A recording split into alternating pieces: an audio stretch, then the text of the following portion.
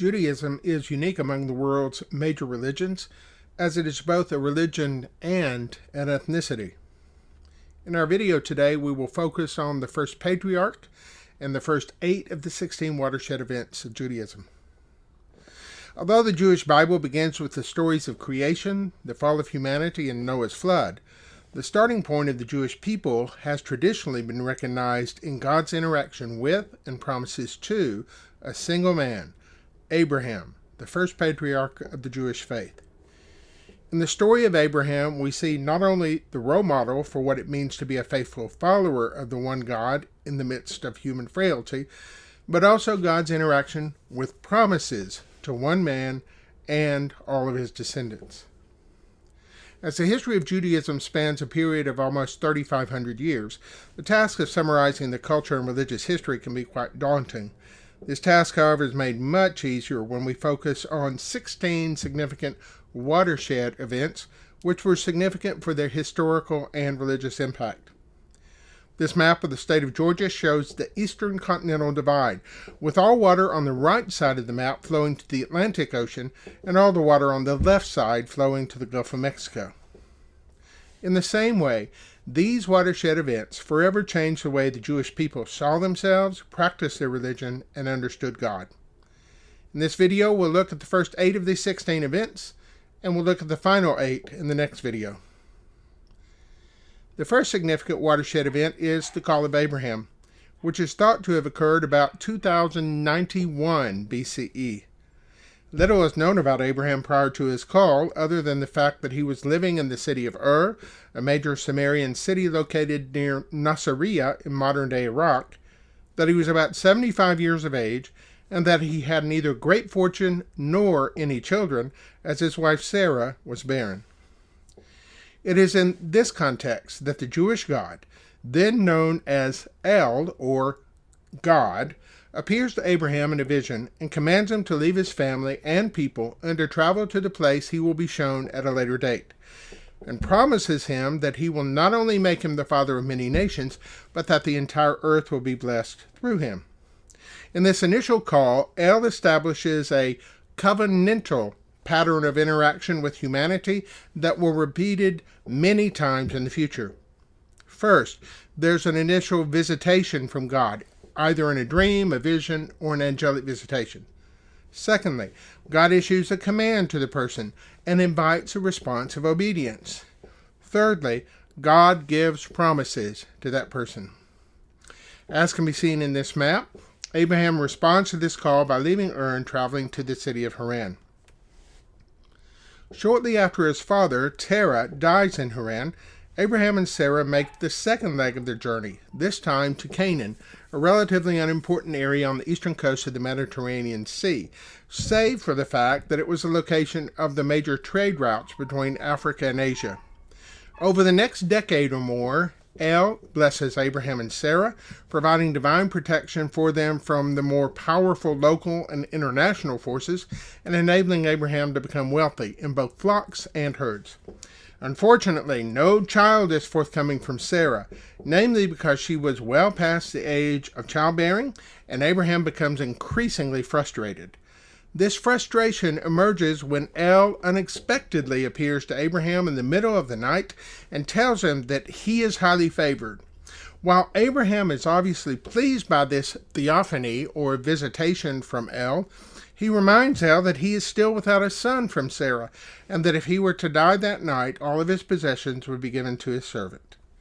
El calls Abraham out of his tent and commands him to look up into the night sky and to count the stars, as if this were possible. He then again promises that Abraham's descendants will one day be as numerous as these stars. Again, Abraham believes El's promises, though this time he asks for some type of sign. El commands Abraham to sacrifice several animals to him, and afterwards to separate the slain animals into 2 halves, one on each side with a space in between.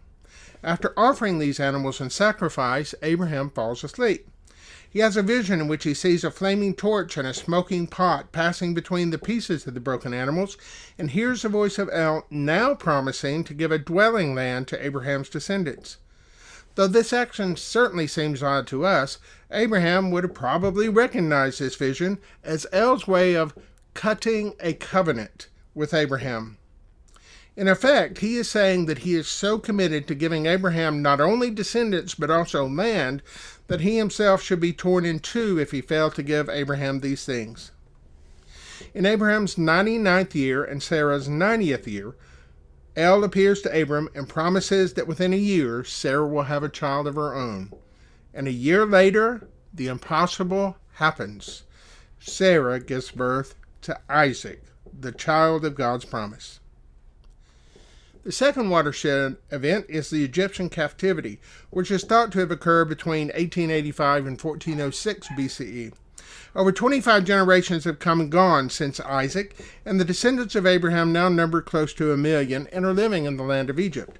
This large number of people, however, makes them a potential political threat to the Egyptian minority rulers who have now enslaved these people in an attempt to control them. The Egyptians employ one rather draconian measure to ensure that the Hebrews stay in their place: infanticide. First, the Hebrew midwives and then the Egyptian slave owners are required to be present at the birth of a Hebrew child. If the child is a girl, it's allowed to live. If it's a boy, they are to be thrown into the Nile River. In an attempt to subvert the law, Hebrew women begin hiding their newborn sons, if possible. One such mother gives birth to a rather strong son named Moses, and after hiding him for 6 months, arranges for him to be placed in a reed basket near the place where Pharaoh's daughter has her daily bath. He is, of course, discovered by Pharaoh's daughter, and she chooses to raise him as an Egyptian. Though it is clear that he is a Hebrew child, for the next 40 years of his life he receives the best education possible. All is well with Moses, though certainly not with the Hebrew people in general, until one day he notices that a Hebrew slave is being badly beaten by an Egyptian taskmaster.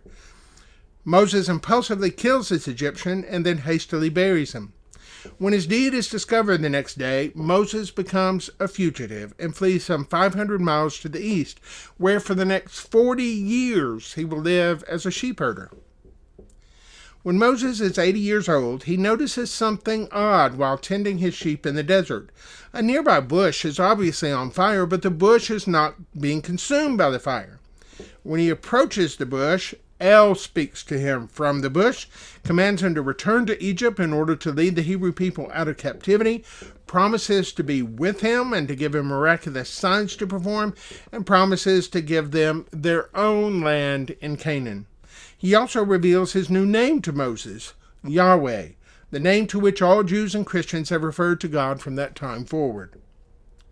Moses returns to Egypt and tells Pharaoh to release the Hebrew slaves, a request that will obviously be denied. Though Yahweh reveals his power to Pharaoh and the Egyptians in a series of miraculous events, which we now call the 10 plagues, Pharaoh continues to resist. Moses then instructs all the Hebrews to prepare bread without yeast, a practice which is commonly used for travel, and each family is to sacrifice a lamb and place the blood of that lamb on the outer doorpost. That night, Yahweh goes throughout the land of Egypt and visits every home. Where the blood is found on the doorpost, Yahweh passes over that home. However, if those homes where no blood is found on the doorpost, the oldest son in the family suddenly, mysteriously dies. This tragedy, of course, occurs only in the homes of the Egyptians and is so widespread that not a single home was without someone who had suddenly died. The grief of the Egyptians is so palpable over these events that Pharaoh finally agrees to allow the Hebrews to leave, and almost 1 million Hebrews are gone by the next morning in an event called the Exodus, which is dated to about 1440 BCE. Yahweh's presence with them is seen in a cloud by day and a fiery pillar by night. He could have easily led these Hebrews straight back to Canaan, but to do so would have made them vulnerable to already established kingdoms along the way, as well as ruin the fledgling faith they had in both Moses and Yahweh. Yahweh leads them instead to the same mountain in the desert where Moses had seen the burning bush. Up until this time, Moses had been the only person who had heard the voice of Yahweh speaking. But at Mount Sinai, Yahweh stuns the people by speaking the 10 Commandments in a clear, loud voice to all of them from the top of the cloud-covered mountain. In response, the Hebrew people agreed to obey these commandments, but they also agreed to henceforth worship Yahweh only. This day is significant then, in that it marks the establishment of the covenant between Yahweh and the Hebrew people. He will be their God and will watch over and protect them. They, in turn, will worship Him alone and will keep all His commandments. To make this covenant more tangible and real to the Hebrew people, Yahweh instructs the people to construct the Tabernacle, a worship center that can be easily transported as the Hebrew people travel on their way to the Promised Land. This tabernacle will be the only place where heaven and earth meet, the very seat of the universal God in the midst of humanity. It also marks the only acceptable place for the covenantal sacrifices to be performed and the religious life of the people administered. As a result of their faltering commitment to this new covenant, however, Yahweh refuses to take them into the Promised Land, so for the next 40 years they wander from place to place in the Sinai desert. Moses dies before the people enter the Promised Land, so leadership now takes on a new form, the religious and military judge. The first of these judges is Joshua, and shortly before crossing the Jordan River to begin their occupation of the land, he leads the Hebrew people in a reaffirmation of their covenant with Yahweh. Once Joshua dies, however, the Hebrews quickly abandon their commitment to Yahweh and begin following the local fertility gods. These actions not only take them further and further away from Yahweh, but also leads to political oppression by local rivals, such as the Philistines. Eventually, the people call out in desperation to Yahweh, and He sends them a new judge, such as Samson, pictured here, who leads them to once again renew their commitment to Yahweh. This commitment remains until the judge dies, and then the Hebrew people return to their faithless ways. This cycle of obedience, apostasy, crying out, and return to Yahweh lasts for 400 years, from about 1375 to 1050 BCE. In about 1050 BCE, the people began clamoring for a king, a request which will not only make them like their neighbors, but will also reject Yahweh as their sole protector and leader. Yahweh chooses Saul as the first king of the Israelites, and with this action, the time of the judges comes to an end. Unfortunately, Saul turns out to be a weak and ineffective king, whose reign is marked by jealousy and a hit-and-miss commitment to Yahweh. Yahweh then selects a young shepherd boy, David, to succeed Saul, but it will be at least a decade before David actually takes the throne. Yahweh also recognizes in David a personal conviction and commitment that Saul sadly lacks, and even refers to David as, quote, a man after my own heart, unquote. David did something that had not been done before. He united the 12 tribes of Israel into a cohesive nation, all made possible by God's blessing and His personal charisma. His son Solomon continued this unification during his 40-year reign. He was known for his wisdom, as seen in the event illustrated here. 2 women had children, but one of the children died, and the grieving mother began to falsely claim the other child as her own. The dispute eventually reached Solomon, who heard their arguments and then responded by ordering that the child be killed on the spot, and the 2 parts divided among the women. The illegitimate mother readily agreed to this action, but the real mother begged that the child be spared and be given to the other woman. He also built his temple in Jerusalem, which became the personal dwelling place of Yahweh, the only acceptable place for sacrifices and one of the architectural wonders of the world. This temple was built to the same dimensions as the original tabernacle, but was constructed of more permanent and precious materials like stone, ivory, and precious gems. This temple would stand from about 920 BCE to 587 BCE and would serve as the focal point of the Hebrew religious life. Solomon died and was replaced by his son Rehoboam, pictured here.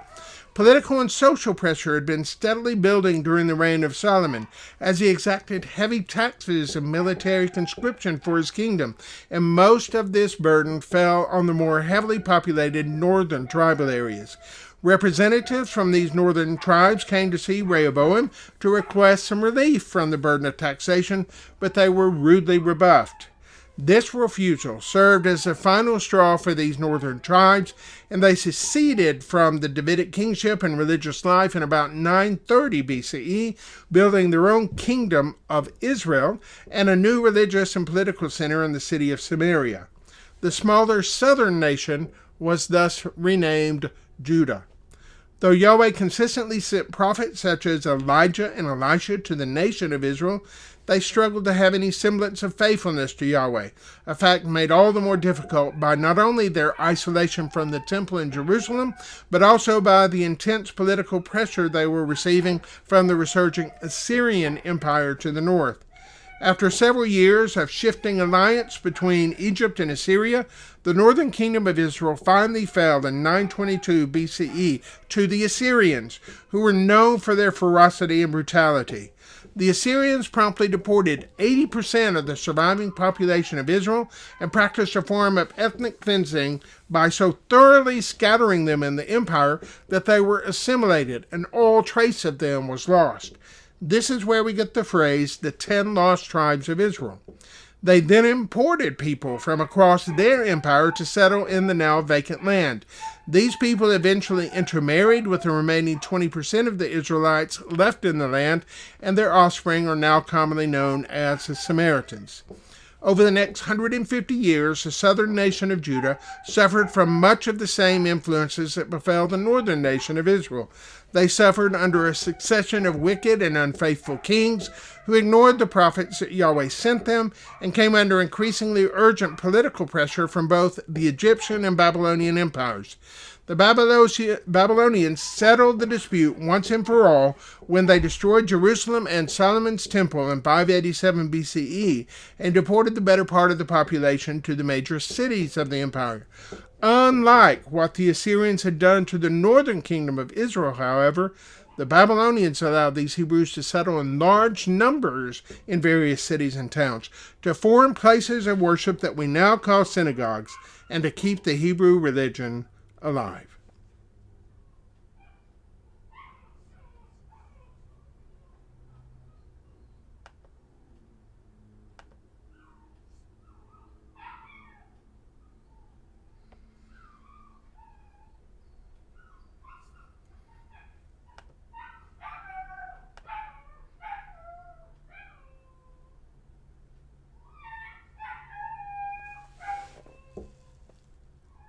Abby! Abby! Abby! No, no!